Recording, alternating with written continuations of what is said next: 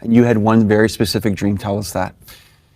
This dream was the one that convinced me. I had one that was very symbolic, and then I had a follow-up dream, and I also had a vision, but this dream was powerful. In this dream, I was standing at the threshold of a narrow door. And this door was just wide enough to fit me, and just tall enough to fit me. I mean, in my dream, it was like, wow, this door is narrow. And at the other side of this doorway was a room that was set with a feast. And people were sitting down in nice clothes at these round tables, and it was like a wedding feast. And I knew in my dream that that room was heaven. I wanted to get into that room, but I couldn't, because at the other end of the doorway was my friend David. Now, he wasn't blocking me per se, he was looking forward. In fact, all the people in the room were looking forward, waiting for the owner or the speaker to come and start the event. But I couldn't get in because he was blocking the way, and so I looked at him and I said, David, I thought we were going to eat together.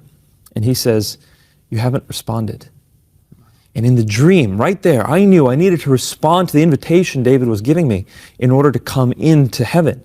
But this is where it got crazy. When I woke up, I told my friend David the dream. And he said, Nabeel, this dream is so clear. Just go to Luke chapter 13. And I went to Luke 13 for the first time. I had never been to Luke 13 before. And when I opened it up, there was a section there that was titled, The Narrow Door. And when I saw it, my heart just stopped. I bet it did, yeah.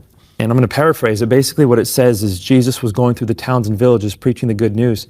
And the disciples said, Lord, are many going to be saved? And he said, make every effort to enter through that narrow door, because many will try and few will be able. And you will see people sitting inside at the feast of the kingdom of heaven. Make every effort to enter before the owner comes and closes that door. And so I knew that God had given me a dream straight out of the Bible, and he placed me inside a parable, showed me exactly where I was, and he left my decision up to me.